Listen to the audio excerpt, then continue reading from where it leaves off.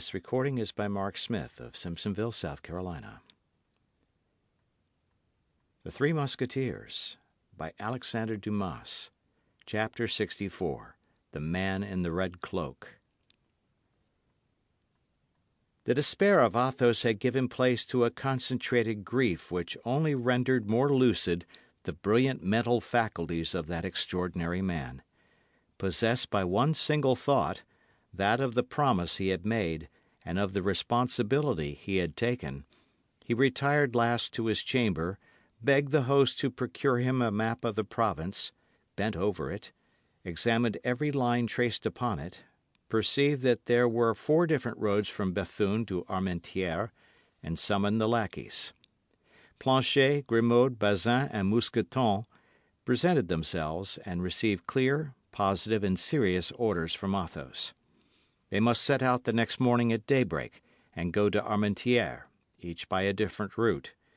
Planchet, the most intelligent of the 4, was to follow that by which the carriage had gone upon which the 4 friends had fired, and which was accompanied, as may be remembered, by Rochefort's servant. Athos set the lackeys to work first because, since these men had been in the service of himself and his friends, he had discovered in each of them different and essential qualities. Then, lackeys who ask questions inspire less mistrust than masters, and meet with more sympathy among those to whom they address themselves. Besides, Milady knew the masters, and did not know the lackeys. On the contrary, the lackeys knew Milady perfectly. All 4 were to meet the next day at 11 o'clock. If they had discovered Milady's retreat, 3 were to remain on guard, the 4th was to return to Bethune in order to inform Athos and serve as a guide to the 4 friends. These arrangements made, the lackeys retired. Athos then arose from his chair, girded on his sword, enveloped himself in his cloak, and left the hotel. It was nearly 10 o'clock. At 10 o'clock in the evening, it is well known, the streets in provincial towns are very little frequented. Athos nevertheless was visibly anxious to find someone of whom he could ask a question. At length he met a belated passenger, went up to him, and spoke a few words to him. The man he addressed recoiled with terror, and only answered the few words of the Musketeer by pointing. Athos offered the man half a pistole to accompany him, but the man refused. Athos then plunged into the street the man had indicated with his finger, but arriving at 4 crossroads, he stopped again, visibly embarrassed. Nevertheless, as the crossroads offered him a better chance than any other place of meeting somebody, he stood still. In a few minutes a night watch passed. Athos repeated to him the same question he had asked the first person he met. The night watch evinced the same terror, refused in his turn to accompany Athos, and only pointed with his hand to the road he was to take. Athos walked in the direction indicated, and reached the suburb situated at the opposite extremity of the city from that by which he and his friends had entered it. There he again appeared uneasy and embarrassed, and stopped for the 3rd time. Fortunately, a mendicant passed, who, coming up to Athos to ask charity, Athos offered him half a crown to accompany him where he was going. The mendicant hesitated at first, but at the sight of the piece of silver which shone in the darkness he consented, and walked on before Athos. Arrived at the angle of a street, he pointed to a small house, isolated, solitary, and dismal. Athos went toward the house, while the mendicant, who had received his reward, left as fast as his legs could carry him. Athos went round the house before he could distinguish the door, amid the red colour in which the house was painted. No light appeared through the chinks of the shutters, no noise gave reason to believe that it was inhabited. It was dark and silent as the tomb. 3 times Athos knocked without receiving an answer. At the 3rd knock, however, steps were heard inside. The door at length was opened, and a man appeared of high stature, pale complexion, and black hair and beard. Athos and he exchanged some words in a low voice, then the tall man made a sign to the Musketeer that he might come in. Athos immediately profited by the permission, and the door was closed behind him. The man whom Athos had come so far to seek, and whom he had found with so much trouble, introduced him into his laboratory, where he was engaged in fastening together with iron wire the dry bones of a skeleton. All the frame was adjusted except the head, which lay on the table. All the rest of the furniture indicated that the dweller in this house occupied himself with the study of natural science. There were large bottles filled with serpents, ticketed according to their species. Dried lizards shone like emeralds set in great blocks of black wood, and bunches of wild odoriferous herbs, doubtless possessed of virtues unknown to common men, were fastened to the ceiling and hung down in the corners of the apartment. There was no family, no servant. The tall man alone inhabited this house. Athos cast a cold and indifferent glance upon the objects we have described, and at the invitation of him whom he came to seek sat down near him. Then he explained to him the cause of his visit, and the service he required of him. But scarcely had he expressed his request when the unknown, who remained standing before the Musketeer, drew back with signs of terror and refused. Then Athos took from his pocket a small paper, on which 2 lines were written, accompanied by a signature and a seal, and presented them to him who had made too prematurely these signs of repugnance. The tall man had scarcely read those lines, seen the signature, and recognized the seal, when he bowed to denote that he had no longer any objection to make, and that he was ready to obey. Athos required no more. He arose, bowed, went out, returned by the same way he came, re-entered the hotel, and went to his apartment. At daybreak, D'Artagnan entered the chamber and demanded what was to be done. "To wait," replied Athos. Some minutes after, the superior of the convent sent to inform the Musketeers that the burial would take place at midday. As to the poisoner, they had heard no tidings of her whatever, only that she must have made her escape through the garden, on the sand of which her footsteps could be traced, and the door of which had been found shut. As to the key, it had disappeared. At the hour appointed, Lord de Winter and the 4 friends repaired to the convent. The bells tolled, the chapel was open, the grating of the choir was closed. In the middle of the choir the body of the victim, clothed in her novitiate dress, was exposed. On each side of the choir and behind the gratings opening into the convent was assembled the whole community of the Carmelites, who listened to the divine service and mingled their chant with the chant of the priests, without seeing the profane or being seen by them. At the door of the chapel D'Artagnan felt his courage fall anew, and returned to look for Athos, but Athos had disappeared. Faithful to his mission of vengeance, Athos had requested to be conducted to the garden, and there upon the sand, following the light steps of this woman, who left sharp tracks wherever she went, he advanced toward the gate which led into the wood, and causing it to be opened, he went out into the forest. Then all his suspicions were confirmed. The road by which the carriage had disappeared encircled the forest. Athos followed the road for some time, his eyes fixed upon the ground. Slight stains of blood, which came from the wound inflicted upon the man who accompanied the carriage as a courier, or from one of the horses, dotted the road. At the end of 3/4 of a league, within 50 paces of Festubert, a larger blood stain appeared. The ground was trampled by horses. Between the forest and this accursed spot, a little behind the trampled ground, was the same track of small feet as in the garden. The carriage had stopped here. At this spot Milady had come out of the wood and entered the carriage. Satisfied with this discovery, which confirmed all his suspicions, Athos returned to the hotel and found Planchet impatiently waiting for him. Everything was as Athos had foreseen. Planchet had followed the road. Like Athos, he had discovered the stains of blood. Like Athos, he had noted the spot where the horses had halted. But he had gone farther than Athos, for at the village of Festubert, while drinking at an inn, He had learned without needing to ask a question that the evening before, at 8:30, a wounded man who accompanied a lady travelling in a post chaise had been obliged to stop, unable to go further. The accident was set down to the account of robbers, who had stopped the chaise in the wood. The man remained in the village, the woman had had a relay of horses, and continued her journey. Planchet went in search of the postilion who had driven her, and found him. He had taken the lady as far as Fromelles.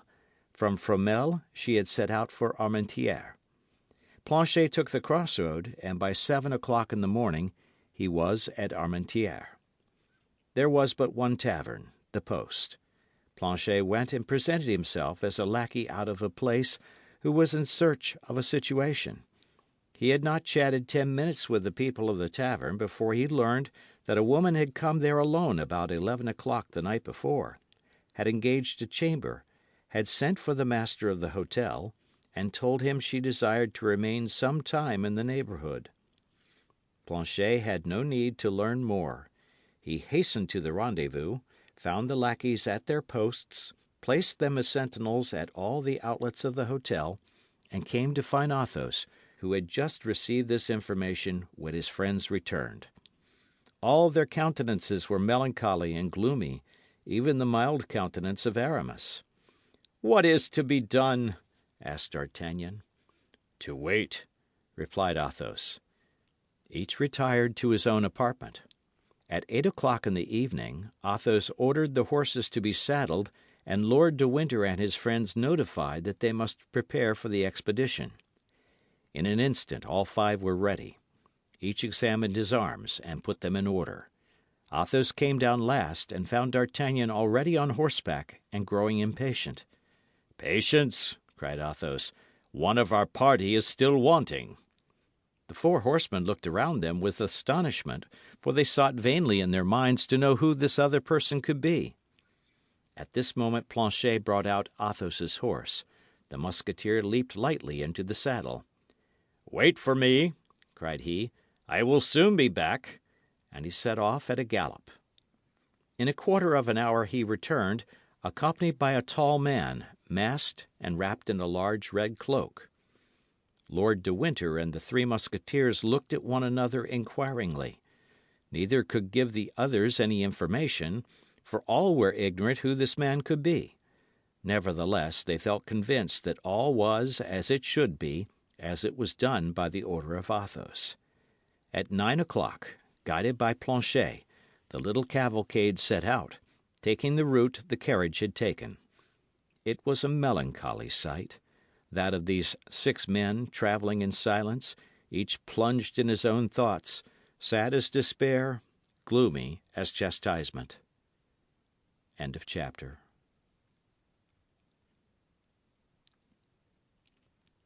This recording is by Mark Smith of Simpsonville, South Carolina. 55. Trial. It was a stormy and dark night. Vast clouds covered the heavens, concealing the stars.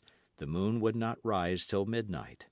Occasionally, by the light of a flash of lightning which gleamed along the horizon, the road stretched itself before them, white and solitary. The flash extinct, all remained in darkness. Every minute Athos was forced to restrain D'Artagnan, constantly in advance of the little troop, and to beg him to keep in the line, which in an instant he again departed from. He had but one thought, to go forward, and he went. They passed in silence through the little village of Festubert, where the wounded servant was, and then skirted the wood of Richebourg. At Heulier, Planchet, who led the column, turned to the left. Several times Lord de Winter, Porthos, or Aramis tried to talk with the man in the red cloak, but to every interrogation which they put to him he bowed without response. The travellers then comprehended that there must be some reason why the unknown preserved such a silence, and ceased to address themselves to him. The storm increased. The flashes succeeded one another more rapidly. The thunder began to growl, and the wind, the precursor of a hurricane, whistled in the plumes and the hair of the horsemen. The cavalcade trotted on more sharply. A little before they came to Fromelles, the storm burst. They spread their cloaks. There remained 3 leagues to travel, and they did it amid torrents of rain. D'Artagnan took off his hat, and could not be persuaded to make use of his cloak.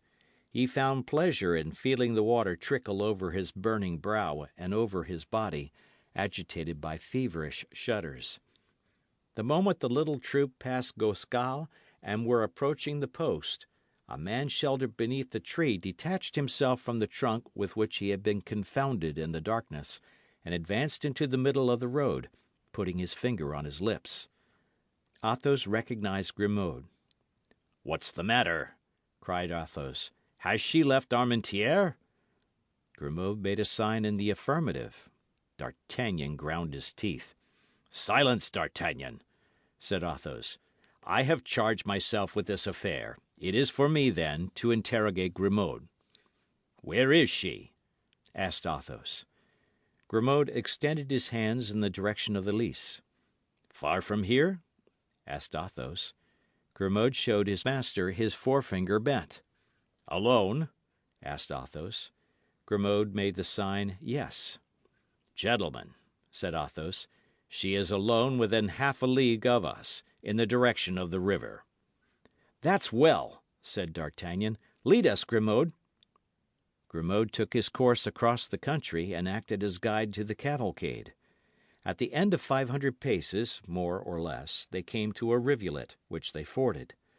By the aid of the lightning, they perceived the village of Erquinheim. "Is she there, Grimaud?" asked Athos. Grimaud shook his head negatively. "Silence, then," cried Athos, and the troop continued their route. Another flash illuminated all around them. Grimaud extended his arm, and by the bluish splendour of the fiery serpent they distinguished a little isolated house on the banks of the river, within 100 paces of a ferry. One window was lighted. "Here we are," said Athos. At this moment a man who had been crouching in a ditch jumped up and came toward them. It was Mousqueton. He pointed his finger to the lighted window. "She is there," said he. "And Bazin?" asked Athos. "While I watched the window, he guarded the door." "Good," said Athos. "You are good and faithful servants." Athos sprang from his horse, gave the bridle to Grimaud, and advanced toward the window, after having made a sign to the rest of the troop to go toward the door. The little house was surrounded by a low, quickset hedge, 2 or 3 feet high. Athos sprang over the hedge and went up to the window, which was without shutters, but had the half curtains closely drawn. He mounted the skirting stone that his eyes might look over the curtain. By the light of a lamp he saw a woman, wrapped in a dark mantle, seated upon a stool near a dying fire. Her elbows were placed upon a mean table, and she leaned her head upon her 2 hands, which were white as ivory. He could not distinguish her countenance, but a sinister smile passed over the lips of Athos. He was not deceived. It was she whom he sought. At this moment a horse neighed. Milady raised her head, saw close to the panes the pale face of Athos, and screamed.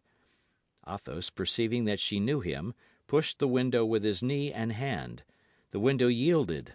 The squares were broken to shivers, and Athos, like the spectre of vengeance, leaped into the room. Milady rushed to the door and opened it. More pale and menacing than Athos, D'Artagnan stood on the threshold. Milady recoiled, uttering a cry. D'Artagnan, believing she might have means of flight, and fearing she should escape, drew a pistol from his belt. But Athos raised his hand. "Put back that weapon, D'Artagnan," said he. "This woman must be tried, not assassinated. Wait an instant, my friend, and you shall be satisfied. Come in, gentlemen." D'Artagnan obeyed, for Athos had the solemn voice and the powerful gesture of a judge sent by the Lord himself. Behind D'Artagnan entered Porthos, Aramis, Lord de Winter, and the man in the red cloak. The 4 lackeys guarded the door and the window. Milady had sunk into a chair with her hands extended as if to conjure this terrible apparition. Perceiving her brother-in-law, she uttered a terrible cry. "What do you want?" screamed Milady. "We want," said Athos, "Charlotte Backson, who first was called Comtesse de la Fère, and afterwards Milady de Winter, Baroness of Sheffield." "That is I, that is I," murmured Milady, in extreme terror. "What do you want?" "We want to judge you according to your crime," said Athos. "You shall be free to defend yourself. Justify yourself if you can. Monsieur d'Artagnan, it is for you to accuse her first." D'Artagnan advanced. "Before God and before men," said he, "I accuse this woman of having poisoned Constance Bonacieux, who died yesterday evening." He turned toward Porthos and Aramis. "We bear witness to this," said the two Musketeers, with one voice. D'Artagnan continued. "Before God and before men, I accuse this woman of having attempted to poison me, in wine which she sent me from Villeroy, with a forged letter, as if that wine came from my friends. God preserve me, but a man named Brisemont died in my place." "We bear witness to this," said Porthos and Aramis, in the same manner as before. "Before God and before men, I accuse this woman of having urged me to the murder of the Baron de Ward. But as no one else can attest the truth of this accusation, I attest it myself. I have done." And D'Artagnan passed to the other side of the room with Porthos and Aramis. "Your turn, my lord," said Athos. The baron came forward. "Before God and before men," said he, "I accuse this woman of having caused the assassination of the Duke of Buckingham." "The Duke of Buckingham assassinated!" cried all present, with one voice. "Yes," said the baron, "assassinated. On receiving the warning letter you wrote to me, I had this woman arrested, and gave her in charge to a loyal servant. She corrupted this man. She placed the poniard in his hand. She made him kill the duke. And at this moment, perhaps, Felton is paying with his head for the crime of this fury." A shudder crept through the judges at the revelation of these unknown crimes. "That is not all," resumed Lord de Winter. "My brother, who made you his heir, died in 3 hours of a strange disorder which left livid traces all over the body. My sister, how did your husband die?" "Horror!" cried Porthos and Aramis. "Assassin of Buckingham, assassin of Felton, assassin of my brother, I demand justice upon you, and I swear that if it be not granted to me, I will execute it myself." And Lord de Winter ranged himself by the side of D'Artagnan, leaving the place free for another accuser. Milady let her head sink between her two hands and tried to recall her ideas, whirling in a mortal vertigo. "My turn," said Athos, himself trembling as the lion trembles at the sight of the serpent. "My turn. I married that woman when she was a young girl. I married her in opposition to the wishes of all my family. I gave her my wealth, I gave her my name, and one day I discovered that this woman was branded. This woman was marked with the fleur de lis on her left shoulder." "Oh," said Milady, raising herself, "I defy you to find any tribunal which pronounced that infamous sentence against me. I defy you to find him who executed it." "Silence," said a hollow voice. "It is for me to reply to that." And the man in the red cloak came forward in his turn. "What man is that? What man is that?" cried Milady, suffocated by terror, her hair loosening itself and rising above her livid countenance as if alive. All eyes were turned towards this man, for to all except Athos he was unknown. Even Athos looked at him with as much stupefaction as the others, for he knew not how he could in any way find himself mixed up with the horrible drama then unfolded. After approaching Milady with a slow and solemn step, so that the table alone separated them, the unknown took off his mask.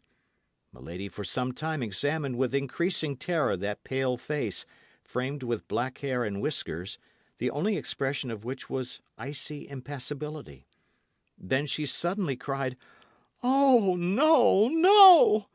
rising and retreating to the very wall. "Oh, no! It is an infernal apparition! It is not he! Help! Help!" screamed she, turning toward the wall, as if she would tear an opening with her hands. "Who are you, then?" cried all the witnesses of this scene. "Ask that woman," said the man in the red cloak, "for you may plainly see she knows me." "The executioner of Lille! The executioner of Lille!" cried Milady, a prey to insensate terror, and clinging with her hands to the wall to avoid falling. Every one drew back, and the man in the red cloak remained standing alone in the middle of the room. "Oh, Grace, Grace, pardon!" cried the wretch, falling on her knees. The unknown waited for silence, and then resumed. "I told you well that she would know me.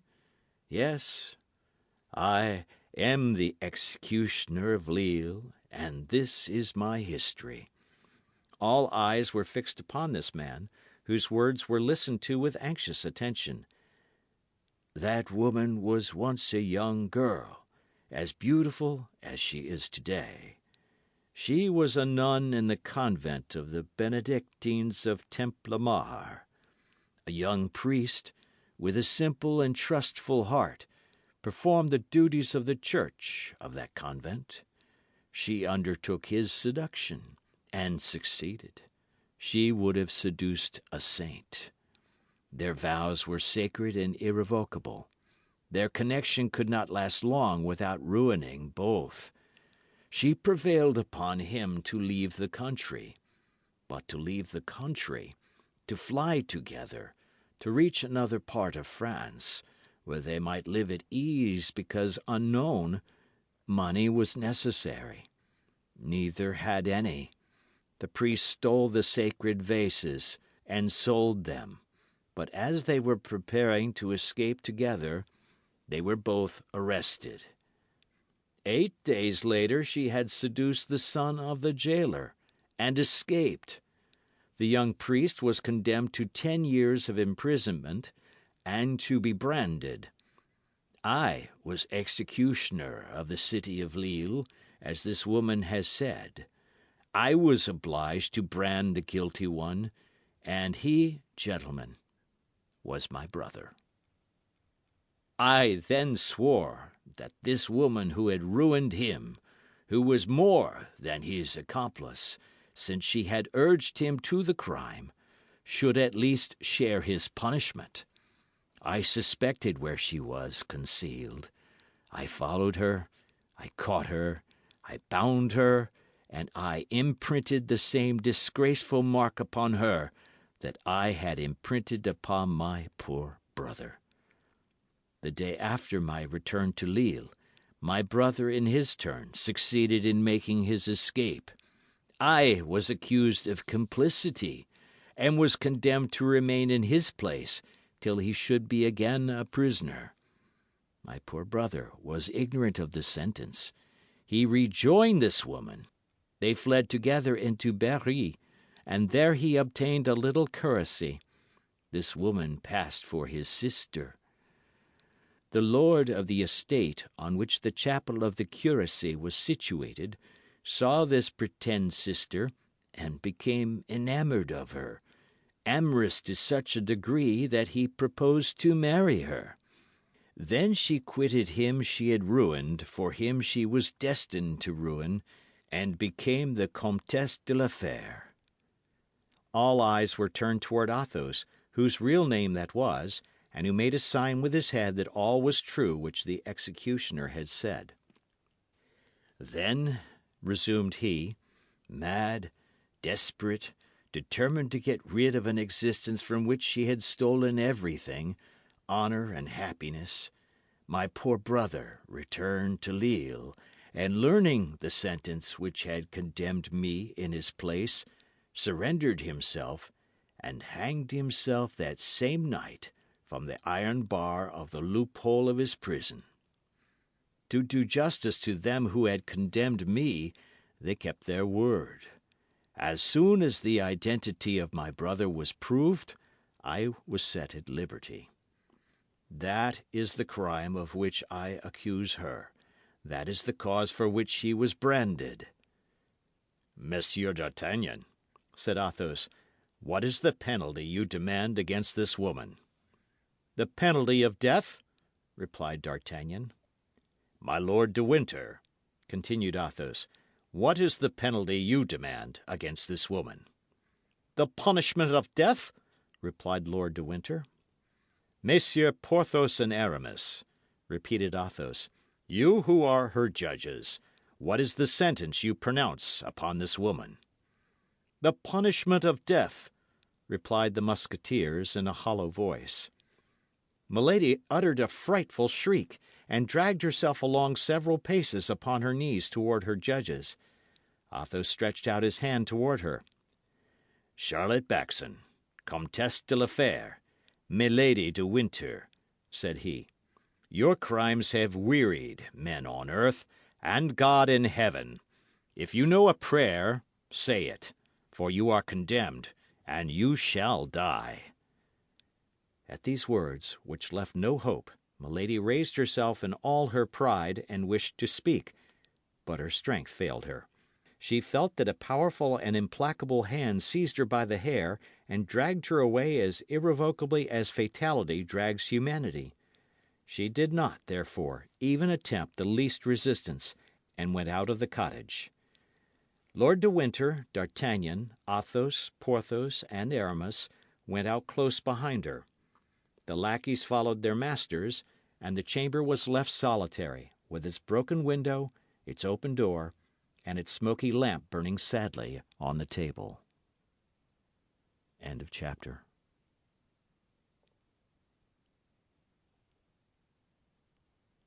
This recording is by Mark Smith of Simpsonville, South Carolina. The Three Musketeers by Alexandre Dumas. Chapter 66. Execution.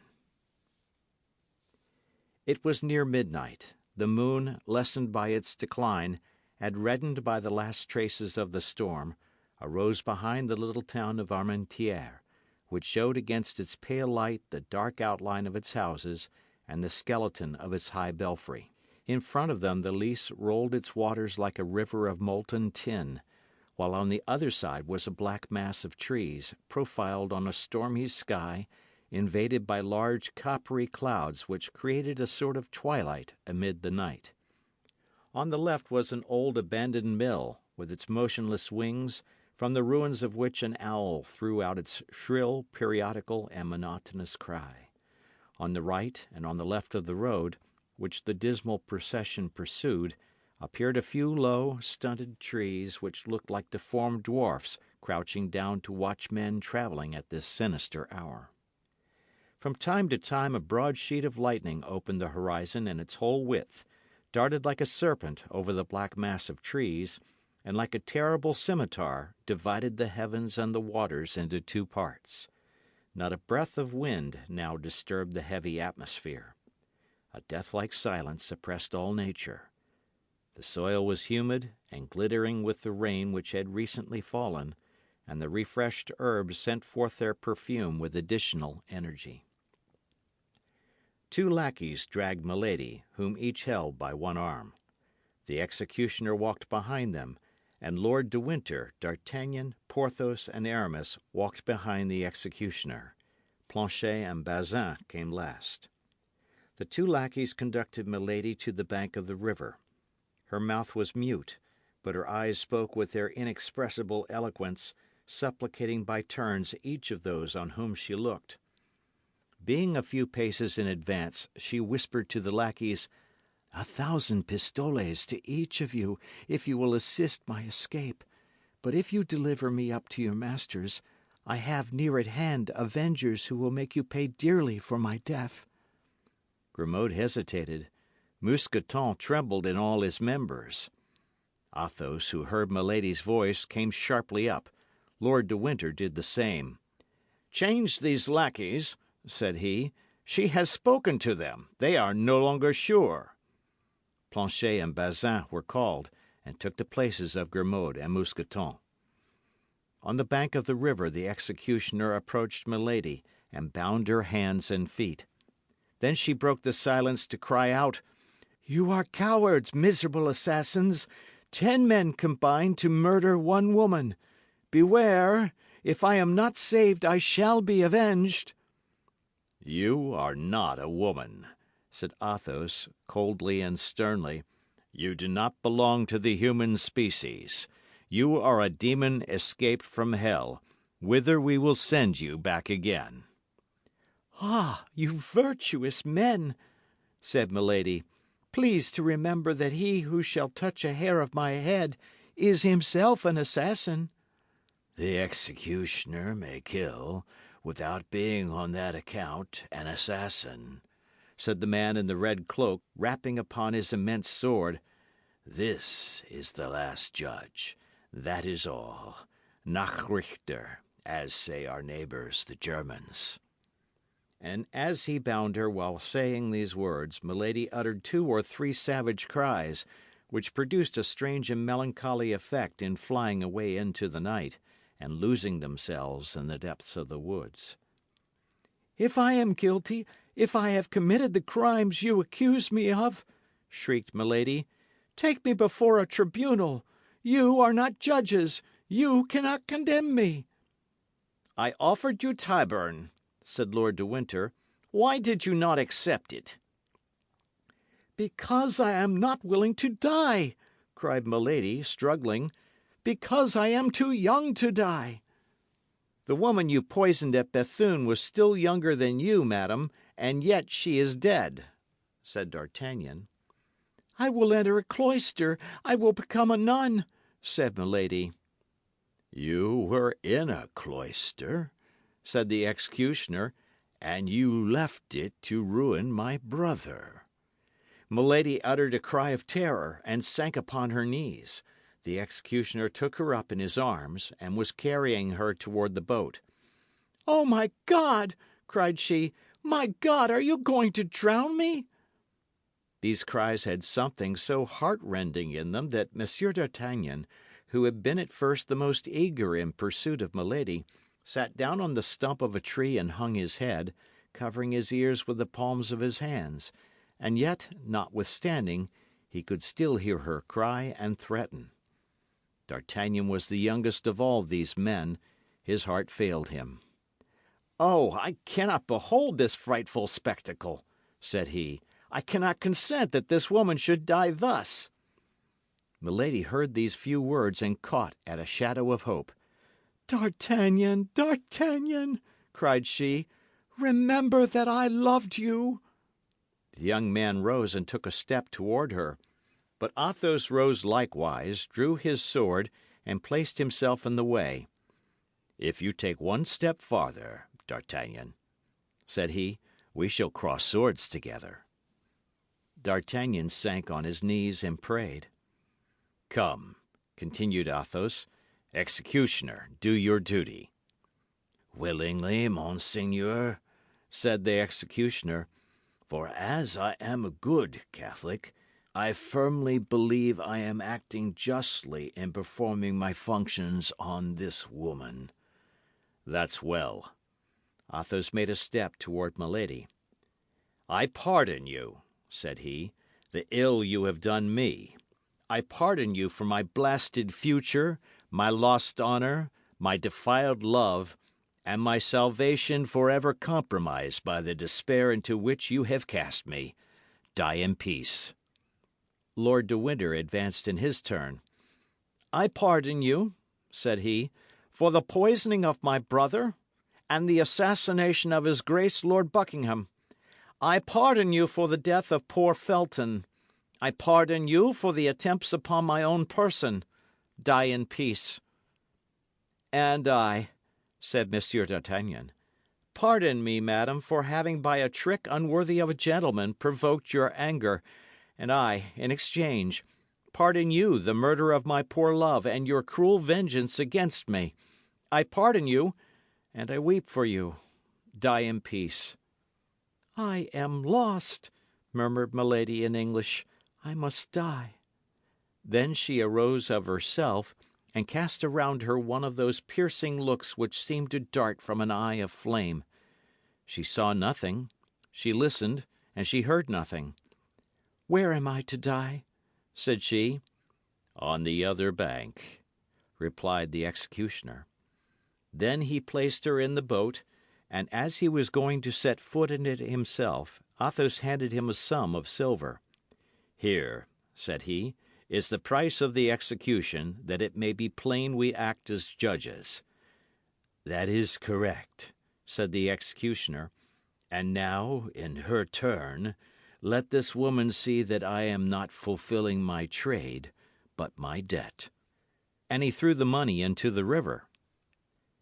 The boat moved off toward the left-hand shore of the Lys, bearing the guilty woman and the executioner. All the others remained on the right-hand bank, where they fell on their knees. The boat glided along the ferry rope under the shadow of a pale cloud which hung over the water at that moment. The troop of friends saw it gain the opposite bank. The figures were defined like black shadows on the red-tinted horizon. Milady, during the passage, had contrived to untie the cord which fastened her feet. On coming near the bank, she jumped lightly on shore and took to flight. But the soil was moist. On reaching the top of the bank, she slipped and fell upon her knees. She was struck, no doubt, with a superstitious idea. She conceived that heaven denied its aid, and she remained in the attitude in which she had fallen, her head drooping and her hands clasped. Then they saw from the other bank the executioner raise both his arms slowly. A moonbeam fell upon the blade of the large sword. The two arms fell with a sudden force. They heard the hissing of the scimitar and the cry of the victim. Then a truncated mass sank beneath the blow. The executioner then took off his red cloak, spread it upon the ground, laid the body in it, threw in the head, tied all up by the four corners, lifted it on his back, and entered the boat again. In the middle of the stream he stopped the boat, and suspending his burden over the water, cried in a loud voice, "Let the justice of God be done!" And he let the corpse drop into the depths of the waters, which closed over it. 3 days afterward, the four Musketeers were in Paris. They had not exceeded their leave of absence, and that same evening they went to pay their customary visit to Monsieur de Tréville. "Well, gentlemen," said the brave captain, "I hope you have been well amused during your excursion." "Prodigiously," replied Athos in the name of himself and his comrades. End of chapter.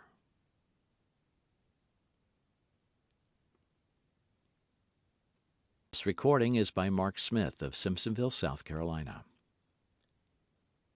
The Three Musketeers by Alexandre Dumas. Chapter 67. Conclusion. On the 6th of the following month, the king, in compliance with a promise he had made the cardinal to return to La Rochelle, left his capital still in amazement at the news which began to spread itself of Buckingham's assassination. Although warned that the man she had loved so much was in great danger, the queen, when his death was announced to her, would not believe the fact, and even imprudently exclaimed, "It is false. He has just written to me."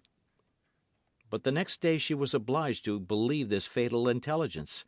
Laporte, detained in England, as everyone else had been, by the orders of Charles I, arrived, and was the bearer of the duke's dying gift to the queen. The joy of the king was lively. He did not even give himself the trouble to dissemble, and displayed it with affectation before the queen. Louis XIII, like every weak mind, was wanting in generosity. But the king soon again became dull and indisposed. His brow was not one of those that long remain clear. He felt that in returning to camp he should re-enter slavery. Nevertheless, he did return. The cardinal was for him the fascinating serpent, and himself the bird which flies from branch to branch without power to escape. The return to La Rochelle, therefore, was profoundly dull. Our four friends in particular astonished their comrades. They travelled together, side by side, with sad eyes and heads lowered. Athos alone from time to time raised his expansive brow. A flash kindled in his eyes, and a bitter smile passed over his lips. Then, like his comrades, he sank again into reverie. As soon as the escort arrived in a city, when they had conducted the king to his quarters, the four friends either retired to their own or to some secluded cabaret, where they neither drank nor played. They only conversed in a low voice, looking around attentively to see that no one overheard them. One day, when the king had halted to fly the magpie, and the four friends, according to their custom, instead of following the sport, had stopped at a cabaret on the high road, a man coming from La Rochelle on horseback pulled up at the door to drink a glass of wine, and darted a searching glance into the room where the four Musketeers were sitting. "Hullo, Monsieur d'Artagnan," said he. "Is not that you whom I see yonder?" D'Artagnan raised his head and uttered a cry of joy. It was the man he called his phantom. It was his stranger of Meung, of the Rue des Fossoyeurs, and of Arras. D'Artagnan drew his sword and sprang toward the door. But this time, instead of avoiding him, the stranger jumped from his horse and advanced to meet D'Artagnan. "Ah, monsieur," said the young man, "I meet you then at last. This time you shall not escape me." "Neither is it my intention, monsieur, for this time I was seeking you. In the name of the king, I arrest you." "How? What do you say?" cried D'Artagnan. "I say that you must surrender your sword to me, monsieur, and that without resistance. This concerns your head, I warn you." "Who are you, then?" demanded D'Artagnan, lowering the point of his sword, but without yet surrendering it. "I am the Chevalier de Rochefort," answered the other, "the equerry of Monsieur le Cardinal Richelieu, and I have orders to conduct you to his Eminence." "We are returning to his Eminence, Monsieur the Chevalier," said Athos, advancing, "and you will please to accept the word of Monsieur d'Artagnan that he will go straight to La Rochelle." "I must place him in the hands of guards who will take him into camp." "We will be his guards, monsieur, upon our word as gentlemen. But likewise, upon our word as gentlemen," added Athos, knitting his brow, "Monsieur d'Artagnan shall not leave us." The Chevalier de Rochefort cast a glance backward, and saw that Porthos and Aramis had placed themselves between him and the gate. He understood that he was completely at the mercy of these four men. "Gentlemen," said he, "if Monsieur d'Artagnan will surrender his sword to me and join his word to yours, I shall be satisfied with your promise to convey Monsieur d'Artagnan to the quarters of Monseigneur the Cardinal." "You have my word, monsieur, and here is my sword." "This suits me the better," said Rochefort, "as I wish to continue my journey." "If it is for the purpose of rejoining Milady," said Athos, coolly, "it is useless. You will not find her." "What has become of her, then?" asked Rochefort, eagerly. "Return to camp, and you shall know." Rochefort remained for a moment in thought.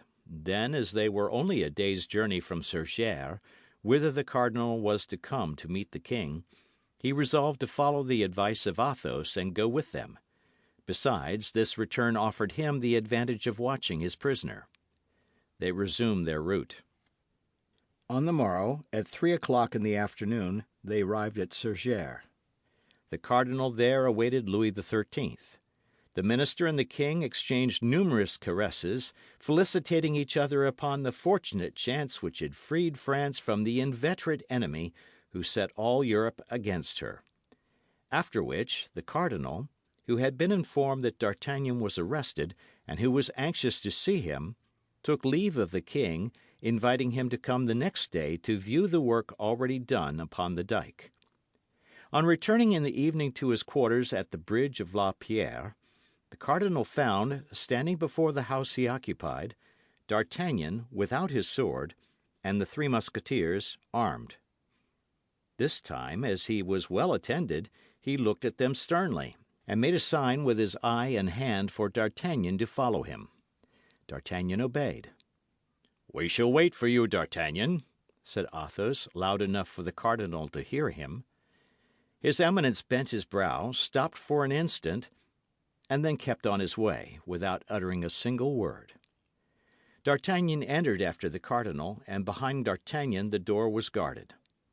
His Eminence entered the chamber which served him as a study, and made a sign to Rochefort to bring in the young Musketeer. Rochefort obeyed and retired. D'Artagnan remained alone in front of the cardinal. This was his second interview with Richelieu, and he afterward confessed that he felt well assured it would be his last. Richelieu remained standing, leaning against the mantelpiece. A table was between him and D'Artagnan. "Monsieur," said the cardinal, "you have been arrested by my orders." "So they tell me, monseigneur." "Do you know why?" "No, monseigneur, for the only thing for which I could be arrested is still unknown to your Eminence." Richelieu looked steadfastly at the young man. "Hullo," said he, "what does that mean?" "If monseigneur will have the goodness to tell me, in the first place, what crimes are imputed to me, I will then tell him the deeds I have really done." "Crimes are imputed to you which have brought down far loftier heads than yours, monsieur," said the cardinal. "What, monseigneur?" said D'Artagnan, with a calmness which astonished the cardinal himself. "You are charged with having corresponded with the enemies of the kingdom. You are charged with having surprised state secrets. You are charged with having tried to thwart the plans of your general." "And who charges me with this, monseigneur?" said D'Artagnan, who had no doubt the accusation came from Milady. "A woman branded by the justice of the country? A woman who has espoused one man in France and another in England? A woman who poisoned her second husband and who attempted both to poison and assassinate me?" "What do you say, monsieur?" cried the cardinal, astonished. "And of what woman are you speaking thus?" "Of Milady de Winter," replied D'Artagnan. "Yes, of Milady de Winter, of whose crimes your Eminence is doubtless ignorant, since you have honoured her with your confidence." "Monsieur," said the cardinal, "if Milady de Winter has committed the crimes you lay to her charge, she shall be punished." "She has been punished, monseigneur." "And who has punished her?" "We." "She is in prison?" "She is dead." "Dead," repeated the cardinal, who could not believe what he heard. "Dead. Did you not say she was dead?" "3 times she attempted to kill me, and I pardoned her. But she murdered the woman I loved. Then my friends and I took her, tried her, and condemned her." D'Artagnan then related the poisoning of Madame Bonacieux in the convent of the Carmelites at Bethune, the trial in the isolated house, and the execution on the banks of the Lys. A shudder crept through the body of the cardinal, who did not shudder readily. But all at once, as if undergoing the influence of an unspoken thought, the countenance of the cardinal, till then gloomy, cleared up by degrees, and recovered perfect serenity. "So," said the cardinal, in a tone that contrasted strongly with the severity of his words, "you have constituted yourselves judges, without remembering that they who punish without license to punish are assassins?" "Monseigneur, I swear to you that I never for an instant had the intention of defending my head against you. I willingly submit to any punishment your Eminence may please to inflict upon me. I do not hold life dear enough to be afraid of death." "Yes, I know you are a man of a stout heart, monsieur," said the cardinal, with a voice almost affectionate. "I can therefore tell you beforehand you shall be tried, and even condemned." "Another might reply to your Eminence that he had his pardon in his pocket. I content myself with saying, 'Commend, monseigneur, I am ready.'" "Your pardon?" said Richelieu, surprised. "Yes, monseigneur," said D'Artagnan. "And signed by whom? By the king?" And the cardinal pronounced these words with a singular expression of contempt. "No, by your Eminence." "By me? You are insane, monsieur." "Monseigneur will doubtless recognize his own handwriting." And D'Artagnan presented to the cardinal the precious piece of paper which Athos had forced from Milady, and which he had given to D'Artagnan to serve him as a safeguard. His Eminence took the paper, and read in a slow voice, dwelling upon every syllable. "December 3rd, 1627. It is, by my order, and for the good of the state, that the bearer of this has done what he has done. Richelieu." The cardinal, after having read these 2 lines, sank into a profound reverie, but he did not return the paper to D'Artagnan. "He is meditating by what sort of punishment he shall cause me to die," said the Gascon to himself. "Well, my faith, he shall see how a gentleman can die." The young Musketeer was in excellent disposition to die heroically. Richelieu still continued thinking, rolling and unrolling the paper in his hands. At length he raised his head, fixed his eagle look upon that loyal, open, and intelligent countenance, read upon that face, furrowed with tears, all the sufferings its possessor had endured in the course of a month, and reflected for the 3rd or 4th time how much there was in that youth of 21 years before him, and what resources his activity, his courage, and his shrewdness might offer to a good master. On the other side, the crimes, the power, and the infernal genius of Milady had more than once terrified him. He felt something like a secret joy at being forever relieved of this dangerous accomplice. Richelieu slowly tore the paper, which D'Artagnan had generously relinquished. "I am lost," said D'Artagnan to himself, and he bowed profoundly before the cardinal, like a man who says, "Lord, thy will be done." The cardinal approached the table, and without sitting down, wrote a few lines upon a parchment of which 2/3 were already filled, and affixed his seal. "That is my condemnation," thought D'Artagnan. "He will spare me the ennui of the Bastille, or the tediousness of a trial. That's very kind of him." "Here, monsieur," said the cardinal to the young man, "I have taken from you one carte blanche to give you another. The name is wanting in this commission. You can write it yourself." D'Artagnan took the paper hesitatingly and cast his eyes over it. It was the lieutenant's commission in the Musketeers. D'Artagnan fell at the feet of the cardinal. "Monseigneur," said he, "my life is yours. Henceforth dispose of it. But this favour which you bestow upon me, I do not merit. I have 3 friends who are more meritorious and more worthy." "You are a brave youth, D'Artagnan," interrupted the cardinal, tapping him familiarly on the shoulder, charmed at having vanquished this rebellious nature. "Do with this commission what you will. Only remember, though the name be blank, it is to you I give it." "I shall never forget it," replied D'Artagnan. "Your Eminence may be certain of that." The cardinal turned and said in a loud voice, "Rochefort!" The chevalier, who no doubt was near the door, entered immediately. "Rochefort," said the cardinal, "you see Monsieur d'Artagnan. I receive him among the number of my friends. Greet each other, then, and be wise if you wish to preserve your heads." Rochefort and D'Artagnan coolly greeted each other with their lips, but the cardinal was there, observing them with his vigilant eye. They left the chamber at the same time. "We shall meet again, shall we not, monsieur?" "When you please," said D'Artagnan. "An opportunity will come," replied Rochefort. "Eh?" said the cardinal, opening the door. The 2 men smiled at each other, shook hands, and saluted his Eminence. "We were beginning to grow impatient," said Athos. "Here I am, my friends," replied D'Artagnan, "not only free, but in favour." "Tell us about it." "This evening. But for the moment, let us separate.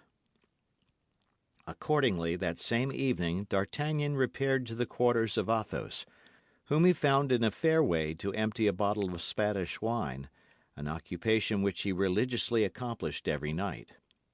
D'Artagnan related what had taken place between the cardinal and himself, and, drawing the commission from his pocket, said, "Here, my dear Athos, this naturally belongs to you." Athos smiled with one of his sweet and expressive smiles. "Friend," said he, "for Athos this is too much. For the Comte de la Fère it is too little.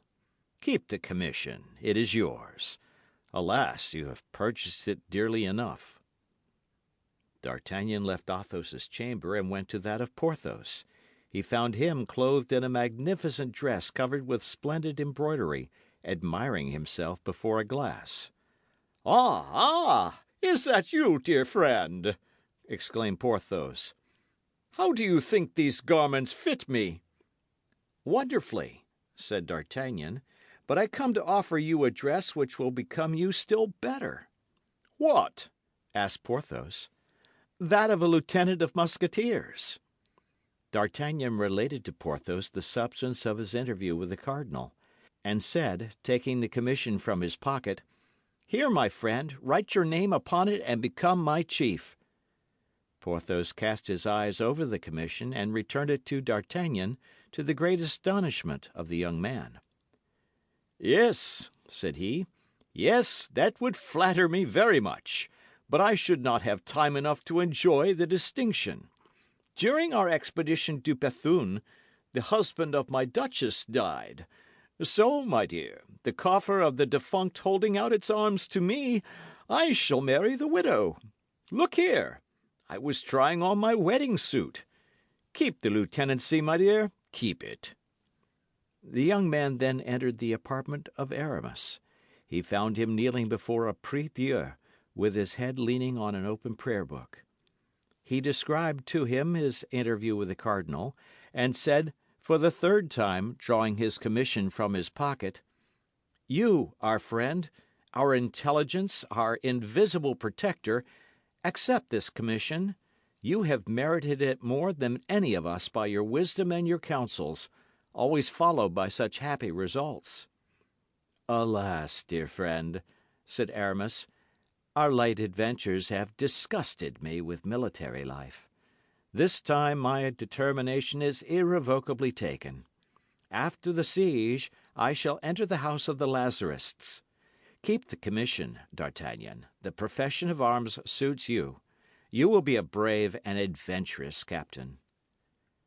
D'Artagnan, his eye moist with gratitude, though beaming with joy, went back to Athos, whom he found still at table contemplating the charms of his last glass of Malaga by the light of his lamp. "Well," said he, "they likewise have refused me." "That, dear friend, is because nobody is more worthy than yourself." He took a quill, wrote the name of D'Artagnan in the commission, and returned it to him. "I shall then have no more friends," said the young man. "Alas, nothing but bitter recollections." And he let his head sink upon his hands, while two large tears rolled down his cheeks. "You are young," replied Athos, "and your bitter recollections have time to change themselves into sweet remembrances." End of chapter.